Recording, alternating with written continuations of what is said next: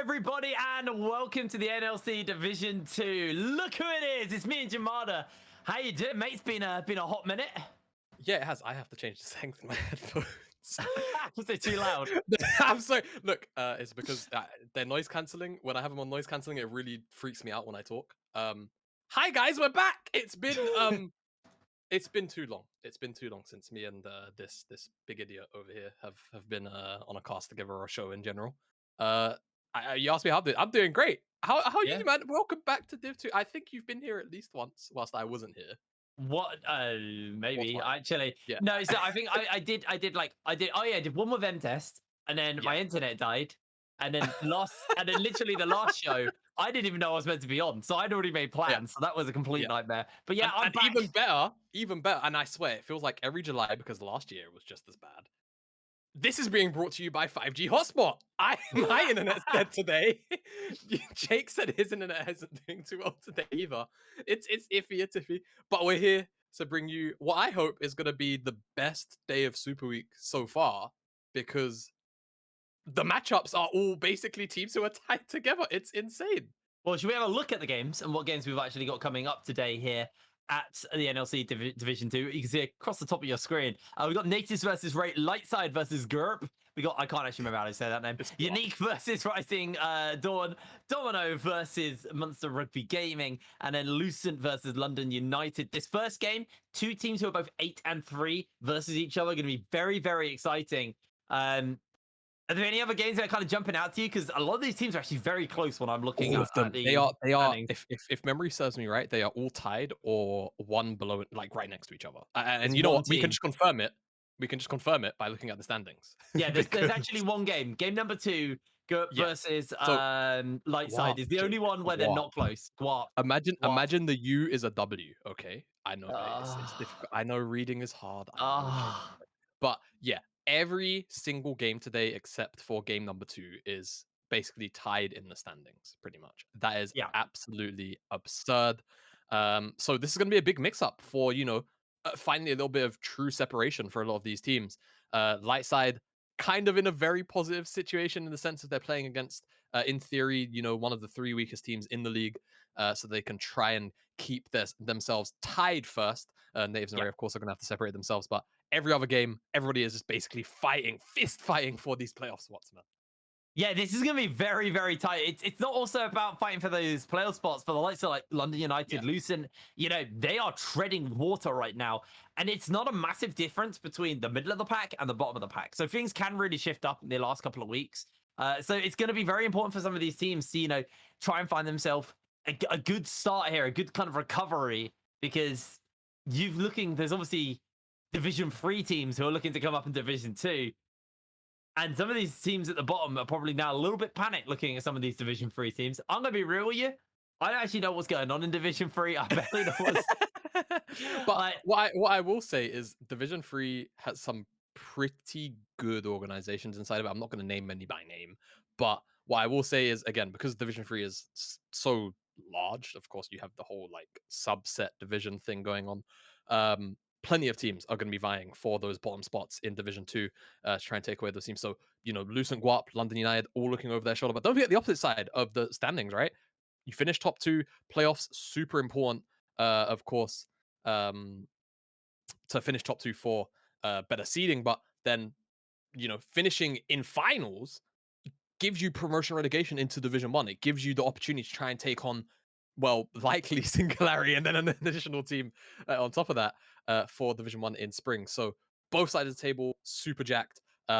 It's going to be very exciting to see how things eventually finish up. But right now, here to focus on today. First game of the day, Nativz rate. I'm looking forward to it.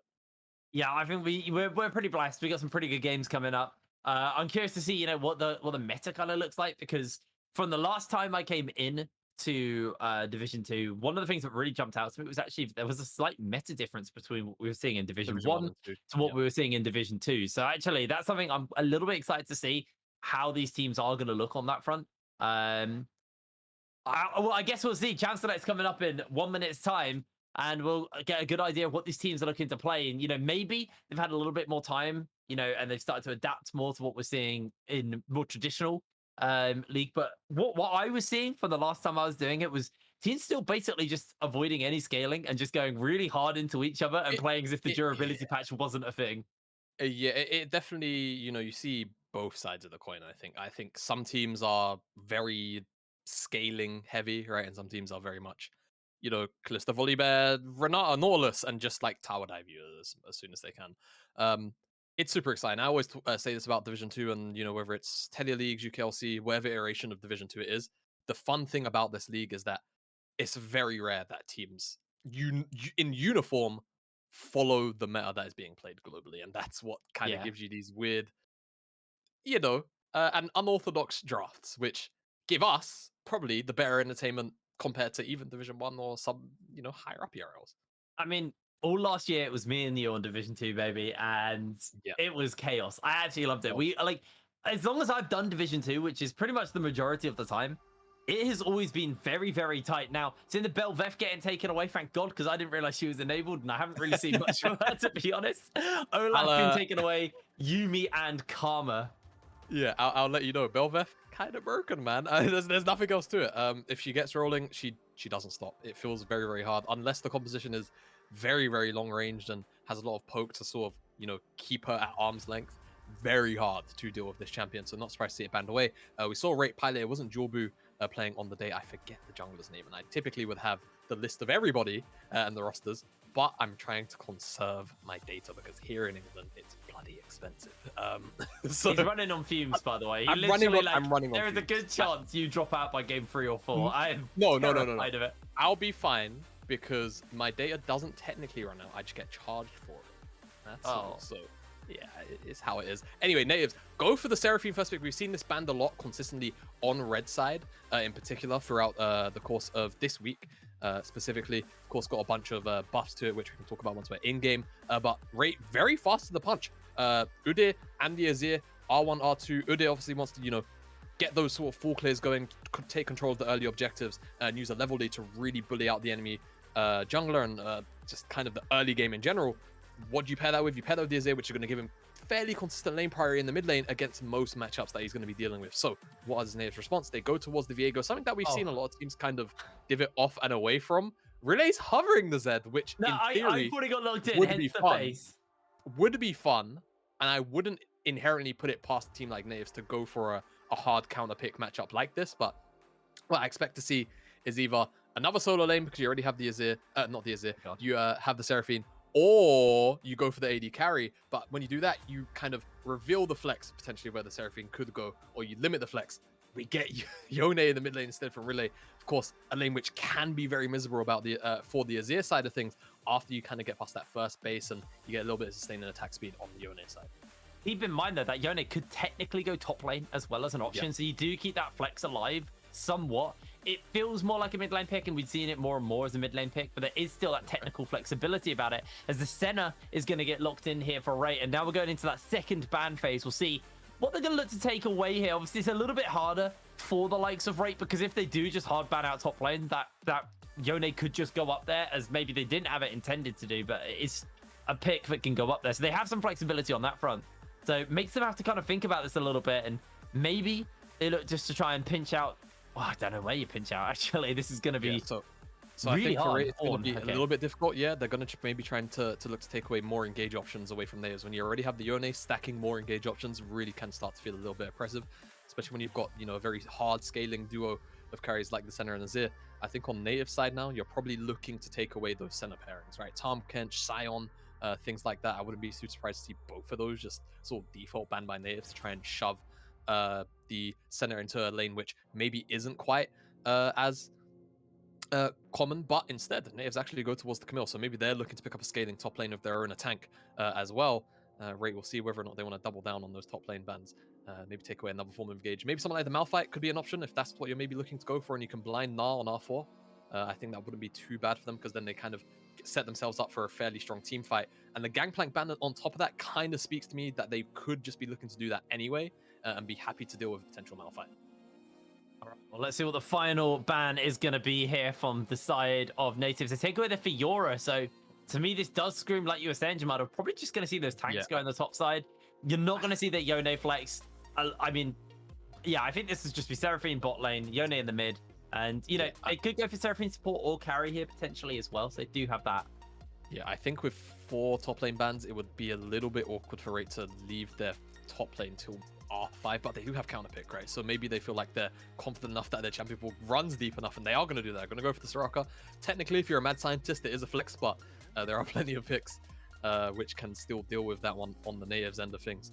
So let's see what they end up running, because they do need a little bit more AP. Just the Seraphine by herself sometimes might leave you a little bit lacking.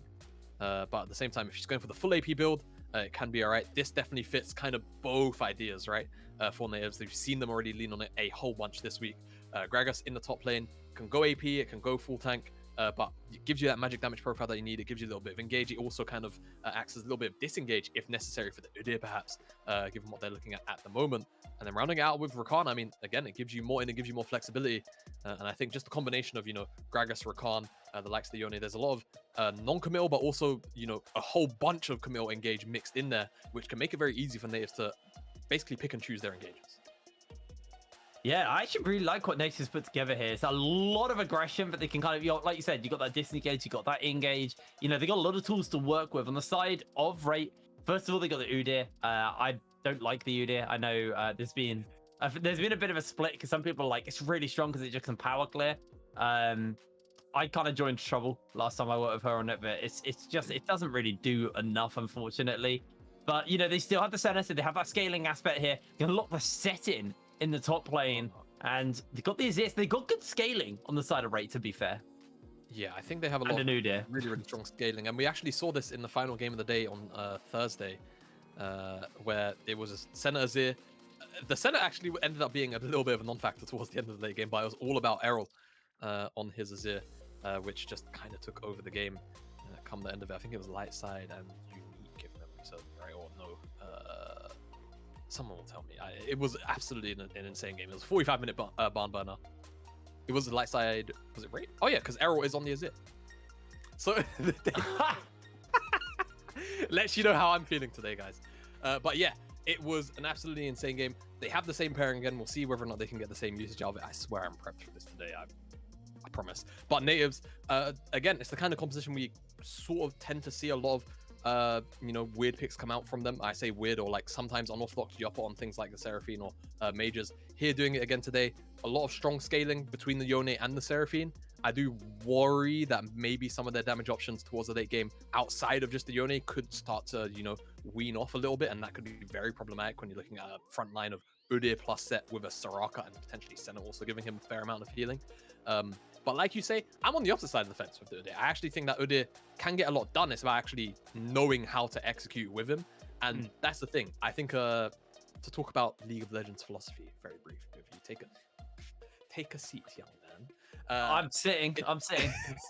It's very much like how well do teams play with, you know, their jungler, and do teams, for example, actually not play with their jungler, and as a opposite to that, use their jungler to supplement the lanes? Because I think this is something that very commonly gets discussed. I think, no, I haven't been on the broadcast to talk about it because I've not been in Berlin, but a lot of the struggles I feel like I've been seeing from X7, for example, have been because they have a jungler, had a jungler like MC, who typically you'd like to play around, like we saw in the Riddle days of old, but he's on a roster with lanes that needs a jungler that plays around the lanes, like what they've brought in with Viking. So Yeah. I think Udyr is kind of the exemplification of that in a way, because you want to play with Udyr to leverage his own individual lead, and to do that you need strong lanes. Now, obviously, I'm talking about player to champion difference, but that's basically what you kind of need to do with Udyr. You need to effectively ensure that he gets a full first clear, and we're probably going to get level 1. Oh god, Jake. Let's go. This is my jam. Beat drop lands and everybody walks away. Oh, man. I was hoping for it, but we're here. Game number 1 of the day. Final day of Super Week. Week 5, of course. But yeah, so that's kind of how Udyr, I feel like, has to function in comp, right? Get ahead individually on the enemy jungler, but then make sure you're playing towards those lanes that have priority so they can play with you, and you basically set yourself up for neutral objectives later on down the line. But yeah, we'll see. I can agree to a point. Udyr can look a bit useless in the later stages of any game, depending on what the enemy comp looks like, but can be very useful when he has Ambulant Soraka healing him back up to full. And curiously, I don't know if this is an error or not, but both Hoys and Velocity have support items. So neither one of them are gonna be going out of their way to farm, I suppose. This is typically not what we see these days, obviously, Fasting Center. So I expect Velocity is gonna end up selling that Vision Stone, or they're just gonna ignore CS completely and just look for pokes to get the stats for gold. I mean, yeah, I guess, but I'm It's not the only sure thing they I'm a could do. fan of it. Who takes it? Velocity Alright. breaks. I mean, there is a slight way, I think, but I'm pretty sure they patched it mostly, that they can technically share CS, like split 50-50 down the middle. As long as they're missing enough, it won't actually trigger the support item debuff when you're farming too much. But I'm pretty sure that's been disabled, and it looks like Velocity is taking all of the CS. So I expect just a misbuy, and he's gonna have to go back and sell it and purchase a Doran's Ring, or just go towards his first core item. But yeah, definitely a bit of a misstep there. That is a mistake and a half, unfortunately, from Velocity. But you know, he's probably kind of okay with, you know, you're not okay with it, but you know, he's No, gonna he's be. not okay, It's not the end of the world. He just got 4 CS off of the melee creep, so I think Hoys is gonna have to start farming now.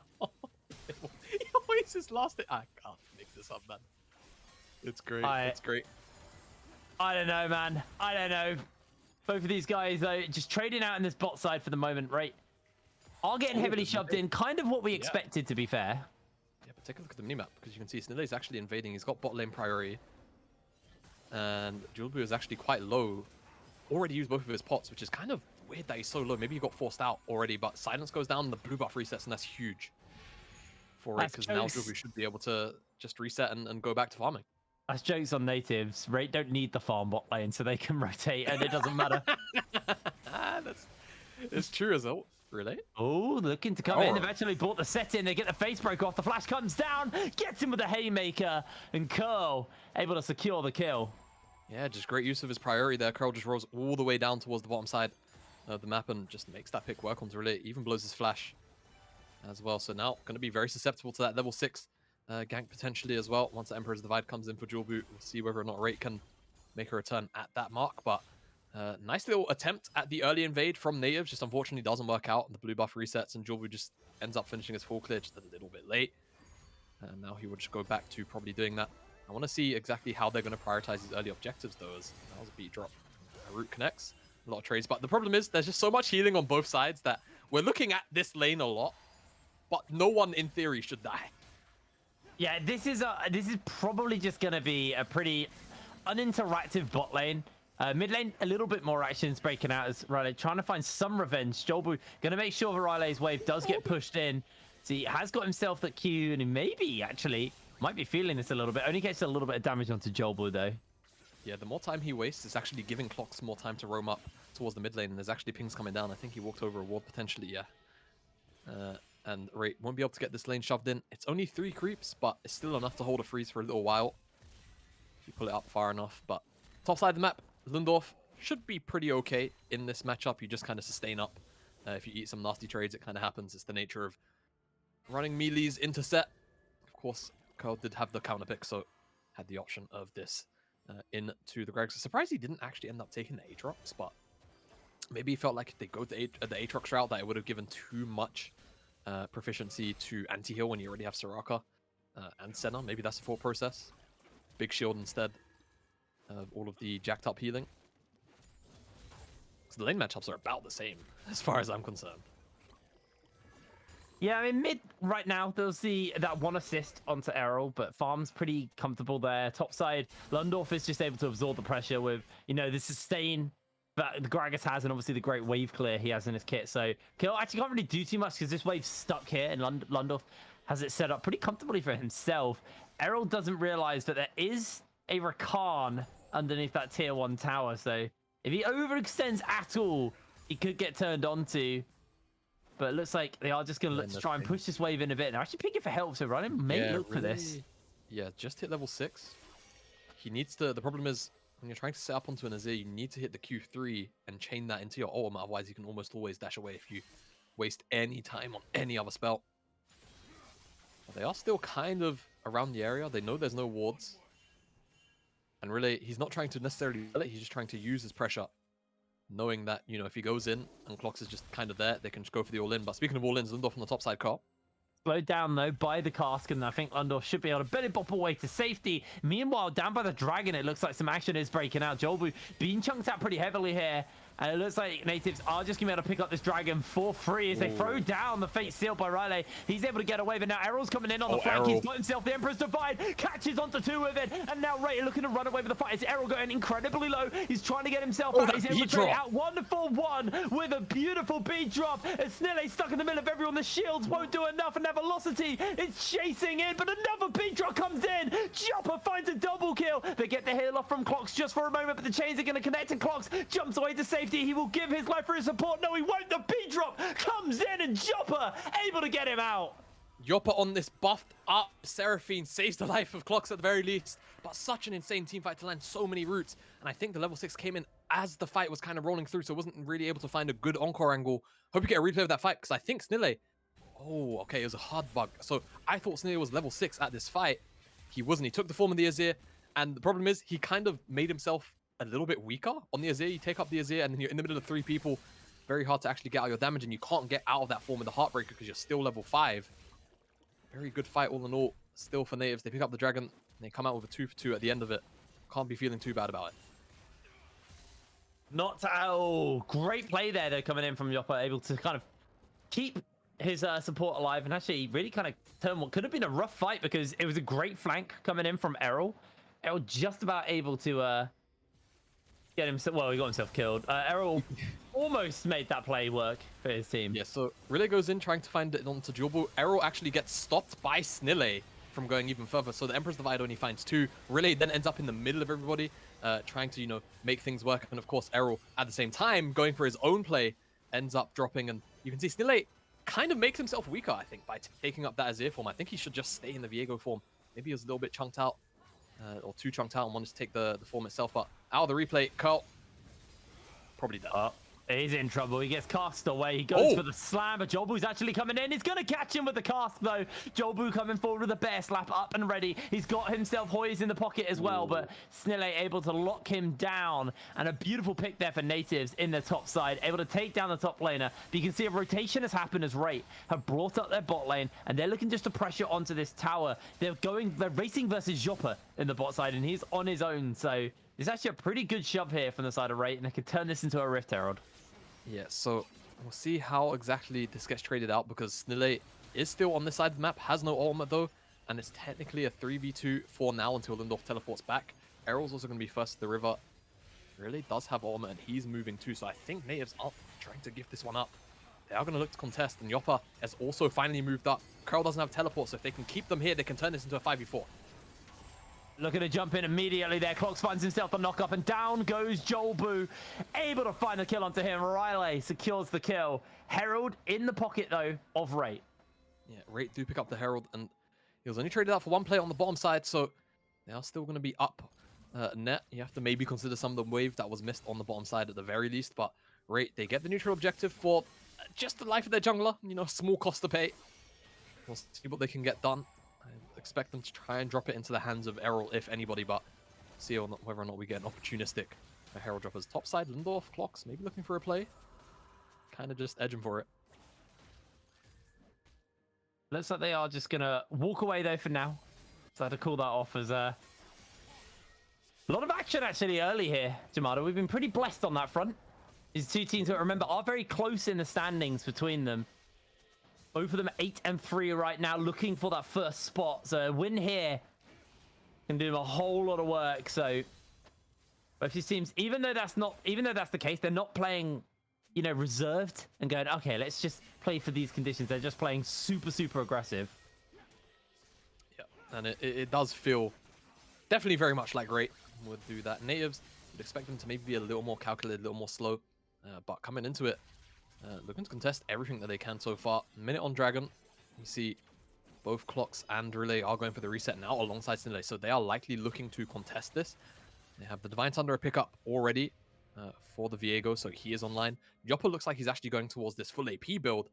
Very, very strong. And of course, being, you know, I was going to say technically sole AP, but Lundorf is going AP himself, so he's at the very least going towards one AP item. Whether or not he picks up more tank items is yet to be seen. But a lot of mixed damage and definitely strong for the point of the game that they're in. And Rate won't have any items at all completed, so Nativz technically a little bit stronger at this play. And it seems like Rate aren't actually interested at all in contesting for this dragon. Jawboo's on the top side. They're maybe going to look to get a couple of plates at the very least, or that Jawboo's actually just going to leave, so not going to drop the Herald. Thought they would, because it's 3 plates if that goes through on the charge at the very least. They can maybe look to try and dive Lindor, force him off. And they have the damage between the two of them, even at that much HP. It's just about playing around the CC. We're at that 12-minute mark, and looks like Errol just taking himself a light trade here. Well, Riley taking a light trade. Does eat that tower shot on the tail end of it, but now got that wish up and available to Velocity, so it does get a little bit scary for some of these guys to actually be able to step up and go for these fights. As Lundorf needs to be a little bit careful, as the Herald in the pocket of Jolbu will be able just to take down this tower, or at least a whole bunch of plates here, and I don't think Lundorf's going to be able to do too much about that. No, it's the whole tower. It drops down to 2 plates. Herald charge comes in. So Rate get a full tower on the top side. Lundorf is going to get a little bit bullied out here, but he seems okay for now. But yeah, all right. So Rate, they lose the whole tower, or gain the whole tower, rather. And it's going to be Nativz that pick up their second dragon. And second charge actually goes through, so that's a lot of additional pressure. Maybe Nativz can find something on the tail end, but it just doesn't really look like it's going to be the case. As Rate, look at something. Actually, Nativz are going to go in. I'm feeling for now. There you go. Okay, got him. Don't worry. He's able to take him down. That was easy as that. Beautiful stuff, but doesn't look like they're going to go for anything more here, as Jolbu should be able to get away. Just a cheeky pick in response for the dragon. Yeah, cheeky pick. Jake, not dragon. Well, yeah, it's the back end of the Herald play. Yeah, same thing, I promise. Jake denies me my opportunity to play by play one day. I mean, actually, funny story, to quickly derail the cast. Did you end up seeing one particular Singularity game that me and Viperoon cast? Because no. Because I actually play-by-played that game. Oh. And I feel like nobody actually ended up noticing, which was the best part. Besides production. How did that happen? So me and Will just made a silent agreement and said, all right, final game of the day, because it was like SNG versus, like, at the time, like a top-of-the-table team. I think it was Dusty, or it wasn't like X7 or JDXL or anything, but it was like a top 3, top 4 team against SNG. And we were just like, okay, I'm going to play-by-play this game. Will, you're going to color. And we just, when we walked back into the studio, I walked into the play-by-play slot. He walked into the color slot. Our producer Array just goes, "Do you guys want us to swap the nameplates?" And we just stand there and nod silently. It was great. It was great, and no one till now noticed. Now I've said it, maybe someone will go back and look. Who knows? But it was great, and now it looks like Nativz, specifically Lundorf, looking for a play. Clocks is here. Has got Clocks coming in with the shield. Cheeky belly bop into the knock-up. Curl throws down a haymaker, but Snilly will make sure this play will not go wrong as Lundorf secures the kill. Just got outmanned and outpowered, because Curl probably could have won that, even with the fact that he was 1 and 2 at the time. But now 1 and 3, got that Night Harvester finished up into Lundorf. But Riley needs to be careful. Has got that Fate Seal, so he does have that dash, has the flash as well available to him, as Jolbu will catch him out. And Riley, actually able to turn around quite a lot of damage onto him. Dodges away from the Sand Soldiers. Now Jopper's coming in as well. They do have that ultimate available, so a little bit scary for Ray if they do get hit by that big charm into a Fate Sealed. You are going to be in for a whole lot of hurt. Potentially could get 1v2'd. Yeah, and this is the thing. They're both linear almost, so if one connects, the other almost certainly will. In most cases, excusing flashes perhaps. But yeah, one thing I want to point out, of course, Relay's actually gone for the Blade of the Ring King, as opposed to the Shield Bow, which we've seen for an eternity now on both Yone and Yasuo. And thought process is basically Shield Bow doesn't quite give you as hard a spike in comp that you kind of need at that one item spike. That Blade of the Ring King does. It gives you a little more sticking power, a little more all-in power. Then you obviously go into the Shield Bow and then the Infinity Edge after. So it leaves your Infinity Edge spike to a little bit later on in the game, but it gives you a little more power immediately, which can definitely be a little more useful for a champion like Yone who wants to have impact as soon as possible. Yep. That's going to be my input on that, because I've just had no follow-up, bro. It's been a long day. It's too hot. You worked me long enough now to know that I don't function in the heat. 26 degrees. It's not that Oh. warm. Yeah, It's but my not- room. Okay. No. But my room's an Oh, oven. your room faces the. Yeah, all right. My room to faces be the fair, sun, and it's very insulated. So when it gets hot, it gets very hot. It's Don't you amazing have- in the winter. Don't you have an? I've been in your room. Don't you have The an air- AC? There? The aircon's on right now, but And like, it's still warm. well, I didn't have it on all day, so my brain has basically slowly been cooked. Right. It's like it's expensive to run an AC, so I'm not gonna run it all day. I'm only gonna run it while I'm Yeah, working. not in this economy. No, not in this economy. Not Oh, running no. AC in this economy. That's for sure. As a rate, they're setting up for this dragon here, and they're going to be first to the punch. So let's see what Nativz can do about this. Whether or not they're even going to contest it. Yoppa's going back for a reset. Does have the teleport at the very least, so he can come back onto the rift immediately. But rate, they do want to at the very least try and deny one of these next two dragons, just so they don't give over an early soul buy. It is just a cloud. And Snilly's on the top side potentially with Herald, and Carl could be in trouble. Or getting dunked. That belly bop's coming up again for Lundorf, able to catch him out, and Curl will slam down, throws out the haymaker, but that will not do anything. Snilly finds himself a kill, gets a set form, and now he's going to get into the pit for this fight. But no, it's going to get started up by Rate, but Rate maybe a little bit hesitant to go for it for the moment as Joppa misses out on the beat drop. Yeah, hesitancy from Rate. I'm not too sure what kind of interference Clocks and Rayleigh were actually running there, but Rate, they don't start with the dragon, they don't take it down whilst their top lane is getting picked off, and now the Herald gets dropped in the mid lane. They're not even going to pick up the dragon in consolation, so seems like Nativz are just going to get it all. They get the pick, they get the mid lane tower, and they're also going to get the dragon, which is going to put them on soul point. Can we talk about how ridiculous Yone is? Do you see how far he went and then how far he went back? Just stupid champion. Makes me mad. Okay, LeBlanc player. Okay, anyway. Look, we've got it tough at these moments. It's not a good LeBlanc economy. That is not a good fate sealed. Not going to land, but it doesn't matter because he takes down the Soroka. A double kill picked up for Riley. And now he's looking for that triple onto Curl. Can't quite get it because Lundorf takes him down. Massive Emperor survivor. Silly just flashes over and takes him down. Errol just about able to survive for a little bit longer, but he will lose his life as Jolbu, the only surviving member of Rate. And it's Joppa again in a river team fight that ties up the whole thing for Nativz. That Encore ensured that at the very least could find a pick onto one or two members. Relay's Fate Shield is a little bit short, but the problem is he still gets the gap closer onto the carries, and he's able to take them down. Now they're even going to pick up a tower on the bottom side.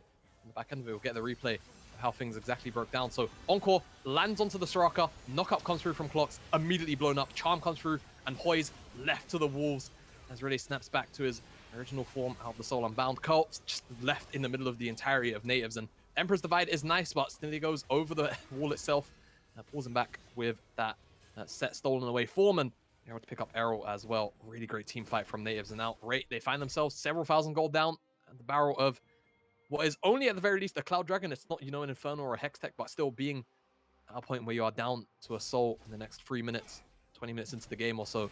It's not going to be feeling too great, so they need to do something to try and stem the bleeding, try and get to a point where the Azir can come online, where the Center can come online and deal a little bit more damage. Otherwise, it seems like Nativz are just going to look to try and close someone out as in a snowballier fashion as they can. Oh no, Errol's in trouble. Errol being charmed, knocked up, taken out by the Heartbreaker, and Snilly gets a form as well to boot so he can jump out. And that is just not what Errol needed. 12-3 right now. This is looking like a very dominating game here from Nativz, the team who, versus Rate. We had the expectation that this would be a very tight game. These are two teams who are currently battling for the top end of the table in Division 2. But Nativz, they're just putting on an absolute masterclass here with a very aggressive team with a lot of tools to either disengage or engage. And they are just controlling the complete tempo of this game. Every time any skirmish or any play happens, Nativz are the ones who have the upper hand. Yeah, and I think a lot of it has to really do from the bottom side of Nativz as well. Whether it's Yoppa, whether it's Clocks, either of them, they've been really facilitating the rest of their team in a lot of these skirmishes that have broken out. I think it's just a big, it's like a watch. Every single cog in it has to turn properly in order for the machine to work, and that's what we're seeing out of Nativz at the moment. Rate, again, they just need to try and slow the game down the best they can. It is a Cloud, and I think, honestly, it's one of the souls that you can kind of just let go if you really have to. Just flip it to Elder. We've seen it so many times this season where a soul goes through, and then all of a sudden, Elder gets picked up, and I mean, oh my god! It is down. It is clean as you like, and a beautiful pickup onto Errol. He just respawned. The poor man can't catch a break this game. He really can't. That was such a nice play, and immediately onto the Baron. 21 minutes into the game, No mid laner rate. They're going to have to just throw their bodies at it or give it up. And I think they're just going for the format. They're going to try and look to try and contest at the very least. They have to, right? They give over the Baron. They're for sure just going to give out so much more. Oh, coming in, Clocks on the side. He's got himself onto Velocity with a charm, finds the knock-up, and they instantly collapse in. A two-man encore lands by Jopper. Riley slides back in, lands the fate sealed, and down he goes. Jolbu will fall as the double kill is picked up for Riley in the mid lane, and they turn it instantly back onto Baron. And again, it's another great engage from Clocks onto Velocity. He just charms him up, knocks him up, and the rest of Nativz are finally able to come through and collapse. And with that, that should just about be the Baron. It's probably going to look like it's going to be the game. I think Great really haven't been able to stand up too much to what Nativz have put on the table so far this game. Really clean stuff.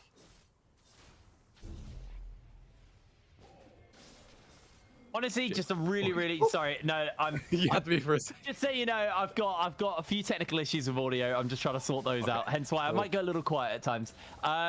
Yeah, just a really clean fight here from Nativz. And again, it's them controlling the tempo. They turn to Baron, and that forces Rate. They have to go on, so they can't just give Baron over to this team. But what they didn't do was they didn't set up for it. The wards were down by Nativz, but there was no wards by Rate. So they were walking in blind, and Clocks had a beautiful angle. Velocity's taken out. Your survivability is reliant on him getting a good wish off, and he just can't press that button. It was just a really well executed kind of flank there by Nativz, and they're just playing into... Well, Rate are just playing into Nativ's hands right now. Yeah, it does feel that way. A lot of it just really does feel like great proactivity from Nativz there, and they're just going to look to shove in these waves for now. They have the Dragon to retreat back to. Whether or not they want to use it during the buff of Baron and kind of use up that time, they can just technically send Sinlay back and go and take it. I think they have enough pressure as they just open up into a 1-3-1 here. Relay on the top side, Lindorf on the bottom side, and then Clocks and Yopper in the mid lane. So hard to engage on them anyway, just because of how far back Yopper can stand as he clears these waves. And with the Baron buff, it's just going to be really hard to clear. And then they're going to need Errol in the mid lane to clear that if they want it to be a successful one. As Nativz, they pick up the Cloud Soul. Again, it's not the most impactful. So Rate, they can sit on their hands and try and farm up. But again, Nativz are so strong, looking for more picks now. They've got him. Clocks has found him. He's going to be able to get the stun off for the moment. The railgun comes down, but in comes Riley. Velocity will survive for just a little bit longer, but he's burning down, able to slide out with a sliver of health. A beautiful flank, but didn't quite have enough damage to make it stick. But the Baron pressure now breaking out on multiple fronts, and Ray are starting to struggle to keep up with the map pressure being put down. Still, he has to be careful as he loses a lot of health. Curl actually comes in, gets him off with the two-man face breaker. Clocks will be able to jump in with the shields, and now Riley coming in. A massive charm onto three members. The Haymaker's big with the knockups even bigger. A triple kill picked up for Jopper, and just like that, Nativz again control this game and just walk away with a team fight victory. It's one of the few things you can't do into Seraphine, you can't do into Yone. Chased into a choke, Rate just set themselves up on a silver platter. Encore eventually comes through and it hits onto everybody. And with that, Nativz, they still have the Baron buff. They have loads of time left on those death timers. It's just Jolbu, it's just Velocity. They shouldn't have the wave clear to end, to close out any kind of attempt from Nativz here. They should just end the game. Absolutely dominating game here from Nativz as the first tower will fall. The second tower comes under fire, but no, Nativz, they want to pressure a little bit more, able to find themselves a cheeky kill as Jolbu does get locked down. Lundorf comes in with a belly bop, and now Rate are alive. They may just be able to hold on to this game a little bit longer, but no, Nativz, they want to keep the pressure up. They've got another wave crashing in forward as Riley jumps in forward, misses the knockup. A massive Emperor's Divide connects onto Clocks and stops him from going further forward as the tower shot's coming down, and everybody's going low. Riley jumps underneath the one tower, finds himself one in response. A second one picked up by Snilly, who has taken away Errol's form, and now it is a clean ace for the side of Nativz. The base will be quick to follow as well, and that is an exposed Nexus. That is the game done. 25 minutes on the clock, and Nativz make it look easy. Yep, that was excellent from Nativz there. Just waiting to close out a little bit more as Nexus will eventually fall. And honestly, just start to finish, domination for me from Nativz. Rate just had nothing to stand on, it felt like, right? They had, you know, the possibility of some lane priority through the mid lane, some, you know, lane priority through the top side. It just felt like they didn't really play for it. They didn't really lean on it. The early dragons weren't going their way. That stacked up very quickly on the side of Nativz. And again, I just feel like it was excellent execution in those skirmishes and in those team fights that Rate couldn't stand up to, whether it was that very final team fight where they chased into the choke, whether it was the original one where Yopper was finding beat drop after very strong beat drop route. It just felt like Nativz had Rate's number today. And not only that, I feel like they came into it just looking a lot stronger in just in practice and on the Rift. What you saw. Yeah, that was honestly just they were just more prepared. They had a very good comp as well. I think it's that keyword which we use so much now or over the last couple of years, but it is ease of execution. That team Yep. was a lot easier to execute than on the other side. You know, you were saying, you know, you need to know how to play around the UD and how to play with the UD and stuff like that. You know, it's a bit easier when it's just a Viego because Viego's quite self-sufficient. He can play for the team, but he can play for himself. You know, he doesn't need to be power farming. Like he obviously can benefit off it, but he can be active, he can be inactive, he can kind of, you know, you have a bit more flexibility in that. And then you also have tools to be able to shut down any aggression that jumps into you, but also the tools to be able to start the aggression yourself. That was, I think, just a very well-rounded comp they put together, and it was a mixture of them just having, you know, I'd argue the better comp, but also just a better read on that game. Yeah, no, I definitely agree. I feel like they had a really good read for the matchup that they were into, right? Interate. I feel like they just had really strong prep, and I think that credit to them. And if there are any more coaching staff behind the scenes, and Nativz, I think they just came into it recognizing what the strengths and weaknesses were of Rate, and honestly punished. I feel like Rate just weren't really up to standard today in terms of Yeah. being able to contest, especially again those team fights and skirmishes. I just felt like Nativz were on the next level. Well, we're going to throw to a quick break, and when we're back with the interviews after that game. So don't go anywhere. We'll see you in a moment.